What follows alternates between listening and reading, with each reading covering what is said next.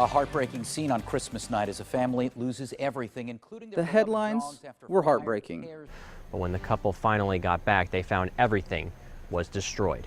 The day that started out so perfect, Shelley Hill sharing her Christmas Day happiness on Facebook, ended in tragedy. And I'm like, no way, it can't be our house. And sure enough, when we did finally got over there to the house, realized that it was our house. The photos tell the story. The Hobe Sound home completely destroyed by fire. Shelley and her husband Ed were not home at the time, but her 2 dogs were. Devastating. Devastating. Our dogs were in there, which lost both of them, Jasmine and Lola. That not so perfect Christmas Day after all. The memories of that day will haunt Shelley and Ed forever, but now they're turning that pain into something productive. Always go ahead and check your batteries. Go ahead and make sure that everything is safe, because just like that, everything can be gone.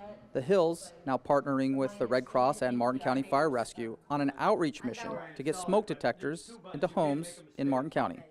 We are installing smoke detectors free of charge. This day, Martin County firefighters and volunteers going door to door in a Hobe Sound mobile home park installing smoke detectors for free.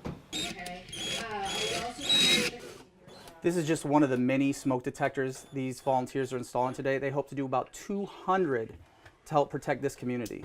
And installing these life-saving devices is not all firefighters are doing.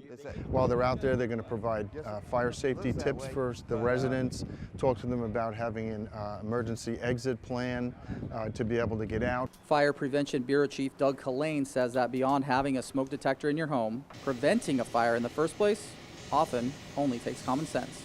If we can let these residents know what some of these potential problems could be, that they could recognize it ahead of time, then they would be able to prevent this type of thing that could happen in their home. Most of them are very common sense type of precautions, but sometimes we just need to be reminded of these things. Kind of drawn out a little bit of a site map of your trailer, and you and your wife can discuss evacuation routes, which way you would want to go. Firefighters reminding residents how critical it is to know what to do if a fire does break out while you are home. You have about 2 minutes to exit the home, regardless if it's a mobile home park, if it's a manufactured home, or a brick home. 2 minutes is the time that families have until the likelihood of them getting out uninjured. The Red Cross helps victims of fires and other disasters. Robbie Sofoli says that the more information you and your family have about what to do in the event of a fire, the better chance you have to walk away uninjured. We want folks to know when you hear that beep at 2 o'clock in the morning, you shoot out of bed, where do you go? Where do you meet if someone goes out the front door or the back door? And while the fire department is ready to help when needed, you really are the first line of defense. We are there to respond. We have the tools, we have the training and education to help to mitigate once an emergency occurs.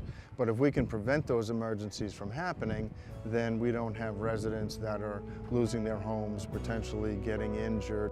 As for Shelley and Ed Hill, what they lost can never be replaced. But in sharing their story, they hope others will get prepared and never have to endure what they have.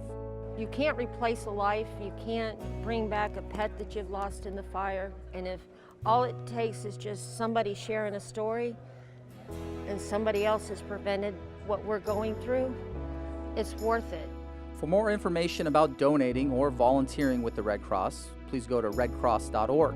And if you're looking for more fire prevention tips, you can go to the National Fire Protection Association's website at nfpa.org or call 772-288-5633 to speak with fire prevention specialists at Martin County Fire Rescue. For MCTV, I'm Bob Hoganson.